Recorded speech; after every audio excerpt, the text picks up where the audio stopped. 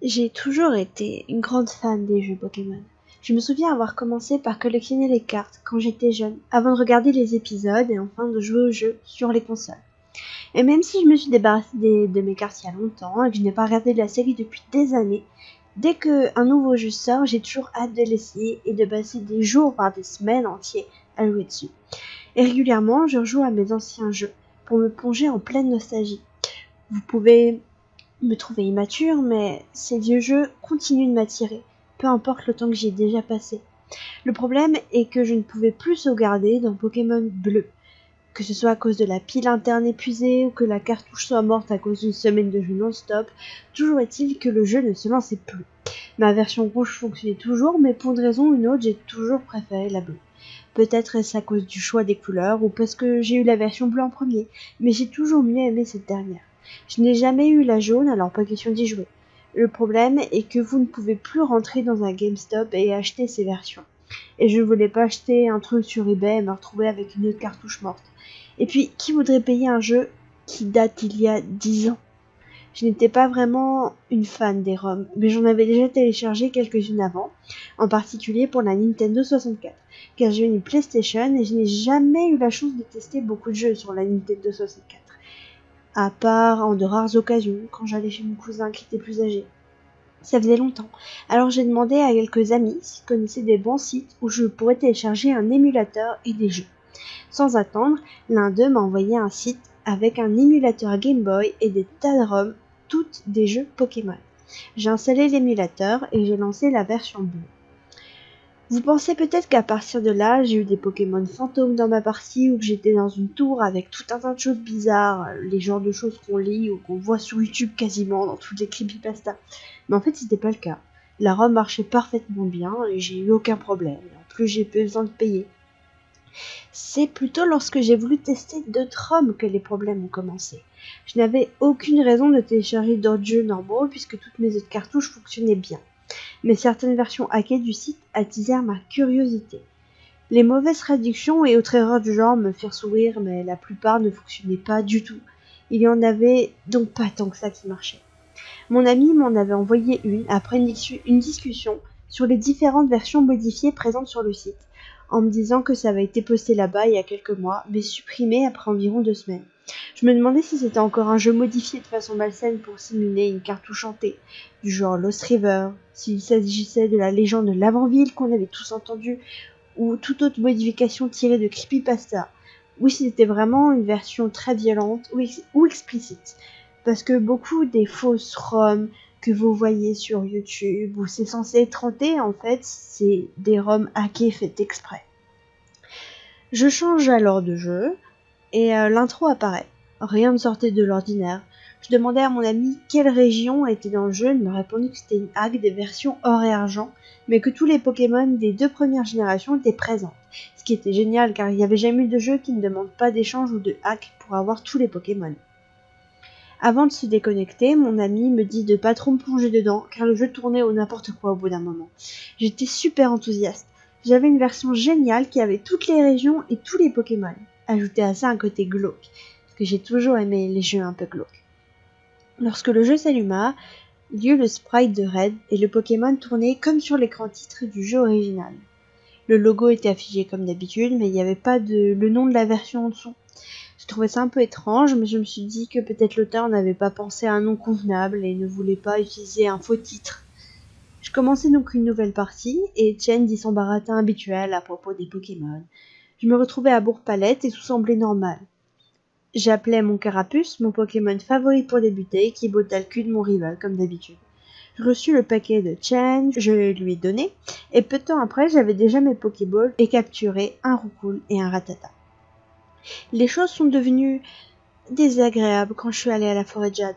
Je jouais tranquillement, essayant d'augmenter le niveau de mon Rattata. Bon, même si j'avoue que Rattata, c'est pas ce qu'il y a de mieux, mais pour commencer, on fait ce qu'on peut. Mais je fus empoisonnée par un aspicot. Jurant silencieusement, car j'avais oublié d'acheter des antidotes, je gagnais le combat de justesse. Je commençais à rebrousser chemin vers le centre Pokémon lorsque Rattata tomba KO. J'ai décidé alors de continuer à faire gagner de l'expérience à Roucoule, mais quand j'ai voulu vérifier son expérience restante jusqu'au prochain niveau, je remarquai quelque chose d'étrange. La vie de Rattata était presque vide, bien qu'il était KO. Troublé, je continuais à combattre des Pokémon sauvages jusqu'à ce que j'en attrape un. Le message qui s'afficha me fit réaliser que ce jeu n'était pas un hack normal. Le jeu m'afficha Rattata est mort. Je trouvais d'abord ça drôle. Je sais que c'est un peu bête de dire ça, mais je rigolais. Je suis alors que le créateur avait quelque chose en tête. Il voulait faire un hack plus réaliste où les Pokémon meurent s'ils restent faibles trop longtemps. Je réalise bientôt que le poison était beaucoup plus présent dans cette version, mais c'était le dernier de mes soucis. La glace pouvait aussi tuer mes Pokémon, mais ça prenait plus de temps. Le feu endommageait leurs stats de façon permanente. Le sommeil restait plutôt inoffensif. Mais la paralysie était le pire. Je haïssais la paralysie. Si vous étiez paralysé, vous aviez jusqu'à ce que la seconde barre se vide pour vous en occuper. Sinon, c'était permanent. Votre Pokémon était paralysé à vie. Au bout d'un moment, je commençais à réfléchir à ce qui se passait vraiment. Pour les Pokémon, il n'était plus question de jouer. Ils s'empoisonnaient et se tuaient les uns les autres. Ça rend le jeu beaucoup plus difficile et il devenait urgent de faire quelque chose si votre Pokémon était en train de mourir. La réanimation n'était pas possible, et vous deviez aller à un centre pour les soigner et s'occuper de leur état. Dans le fond, c'est triste à dire, mais ça m'a paru logique. Après tout, la Team Rocket était des criminels. Pourquoi ne tuaient-ils pas les personnages après les avoir battus? Major Bob avait fait la guerre, donc il avait forcément utilisé des Pokémon pour tuer. J'ai d'abord aimé l'orientation que prenait ce hack, c'était vraiment beaucoup plus crédible que juste les réanimer comme si s'était absolument rien passé. Vous aussi, vous pouviez mourir de différentes façons. La Team Rocket pouvait vous tuer si vous perdiez face à eux. Et si vous étiez à court de Pokémon en pleine nature, vous deviez retourner à un centre au plus vite. Seulement certains Pokémon vous attaquaient, comme Rattata ou Arbok. Certains se contentaient de vous blesser, mais les autres pourraient vous tuer instantanément. Dans les zones de haut niveau, vous aviez besoin d'être préparé, autrement vous mourriez. Vos Pokémon pouvaient aussi être tués par des attaques normales de la part des espèces les plus dangereuses, mais seulement dans les zones comme la grotte argentée ou la route Victoire. Quand vous mouriez, vous voyez une course cinématique regroupant les personnages du Bourg-Palette et les champions d'arène que vous aviez battus, ainsi qu'un sprite ressemblant à un ministre, tous sur votre tombe derrière votre maison, suivi d'un fondu à la nuit. Une boîte de dialogue apparaissait et disait alors « 6J, Red, dresseur de Pokémon et votre âge ». Ai-je précisé que vous pouviez vieillir dans le jeu? L'horloge du jeu n'était pas comme celle des versions or et argent. À peu près toutes les 10 minutes dans la vraie vie, un jour se passait dans le jeu, et les jours s'écoulaient même si vous ne jouiez pas. Je trouvais que c'était une bonne idée, j'aimais le fait que le personnage passe plus de temps dans le jeu. Il n'y avait pas de cycle jour-nuit, par contre. Peut-être parce que les jours auraient été trop courts. En tout cas, grâce à ça, tout était plus facile à capturer. Je restais partagée sur le jeu pendant un moment. J'aimais bien son côté sombre, son côté assez réaliste, parce que c'est vrai que dans la série, les personnages ne vieillissent jamais, et là, ils vieillissent. Mais les scènes funèbres me dérangeaient, autant que les morts du joueur. À chaque fois que le personnage mourait, vous voyez un sprite représentant son corps, avec une boîte de dialogue disant « Vous sentez des ténèbres sans fin tout autour de vous ». Je trouvais le texte de mauvais goût, mais l'image du corps ensanglanté de mon personnage était traumatisante, surtout pour les jeunes, et les scènes funèbres étaient un peu trop morbides à mon goût. Je fis de mon mieux pour rester en vie et les choses restèrent normales jusqu'à la tour Pokémon. Si vous connaissez bien les creepypasta sur Pokémon, vous connaissez l'histoire de Red tuant les Rattata de Blue par accident lors de la bataille sur Océan. Dans ma version hackée, quand cette bataille a pris fin, Blue n'a rien dit, il s'est juste précipité en courant, ce que j'ai trouvé assez étrange. Quand je le rencontrai dans la tour, il ne dit rien, il ne me défia même pas. En descendant des escaliers, il dit juste cette phrase « Tu as tué mon Rattata ». Il marque une pause. « Tu as tué mon ami ». Puis il finit de descendre les escaliers. J'étais un peu perturbée par ce changement soudain de ton, mais je continuais ma progression. J'avais le scope Silph, donc il n'y avait pas à s'inquiéter des spectres, à part les Pokémon habituels. Tout se passa normalement, jusqu'à ce qui aurait dû être la bataille avec Ossature. À la place, c'était le Rattata de Blue, et quelque chose n'allait pas. Son corps était pourri, il lui manquait un œil, on pouvait voir ses os, c'était vraiment pas une vue très plaisante. Je fis le combat aussi vite que je pus, mais c'était pour arriver à une chose pire encore. Pour sa dernière attaque, l'action fut 3 points d'interrogation, et elle tua immédiatement mon Carabosse. Je jurai de toutes mes forces, furieux et affolé. Il n'y avait pas eu d'avertissement, pas d'explication, rien. Je me dis seulement que le Ratatak voulait que je ressente la même douleur que j'avais causée à Blue. Après le combat, Monsieur Fuji me fit un discours différent que dans le jeu original. Cette fois, il me parla de mon Pokémon et du destin cruel dont il avait souffert à cause de l'esprit vengeur du fantôme. Une fenêtre apparut, montrant mon combattant adoré, étripé et pourri. Ça m'avait rendu triste. Monsieur Fuji me laissa sur une dernière phrase. Pourquoi fais-tu combattre les Pokémon? Ne vois-tu pas ce que ça leur fait? Ça m'a fait réfléchir. Toutes les heures que j'avais passées sur ces jeux, tout ce temps perdu, tous ces combats que j'ai livrés durant lesquels j'ai fait souffrir les Pokémon que j'ai rencontrés. Mais je me suis repliée et je me suis rappelé que c'était juste des lignes de 1 et de 0 mises ensemble par un esprit dérangé pour jouer avec mes émotions. Je persévérais, j'étais désemparée mais pas abattue, j'avais quand même envie de continuer à jouer. Le temps que j'atteigne le conseil des 4, mon personnage était devenu adulte. Il commençait à devenir plus lent, mais heureusement je pouvais voler grâce à mes Pokémon. Je battais le conseil des 4 après avoir stocké un max de soins pour garder mes Pokémon sains et saufs, avant de combattre finalement Blue, que je battais facilement. Encore une fois, aucun mot. Shen me félicita et réprima Blue. Tout ce que ce dernier trouva à dire fut 3 points de suspension. Je craignais que Blue commençât à se lamenter, mais il s'en alla sans dire un mot. Je me rendais à Johto et je reçus un téléphone et un Pokéquipement. C'était parfait.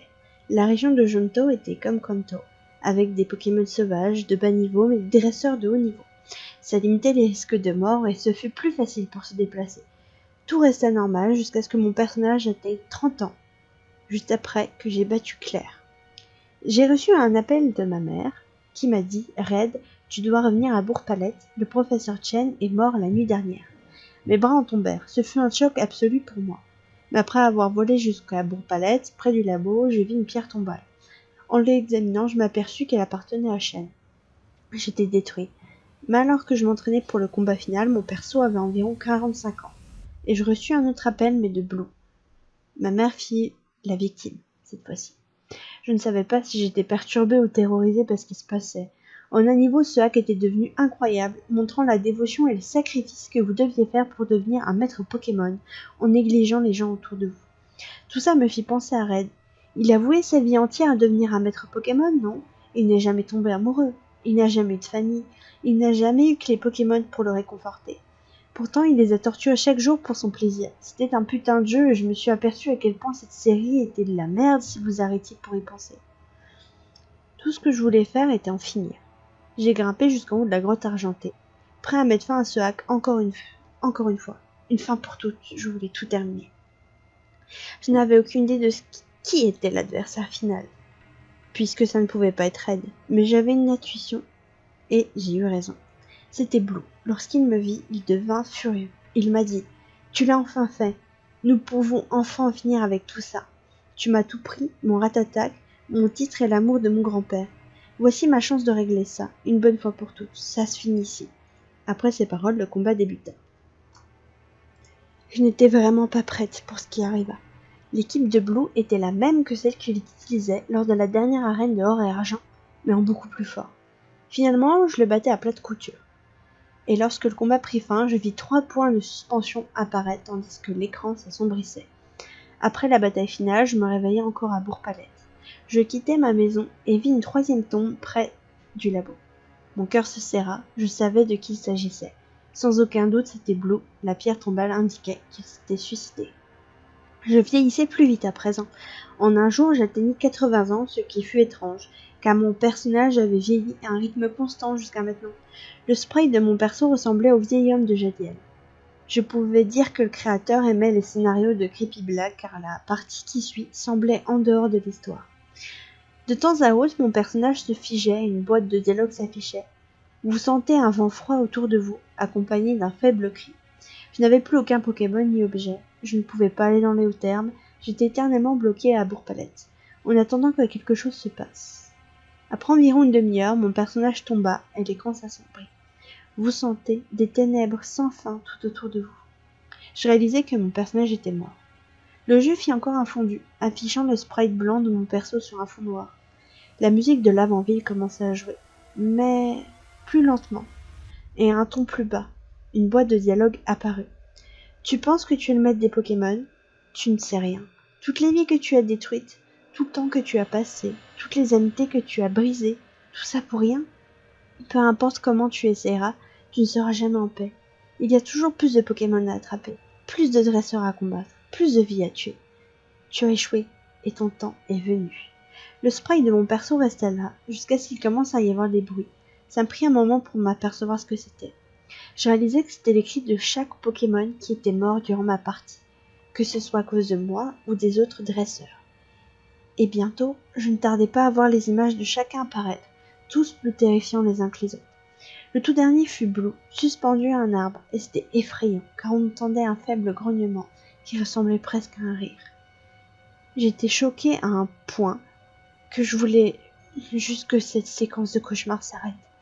Ensuite, les cris se mélangèrent et commencèrent à être plus rapides, à un ton plus élevé, plus déformé.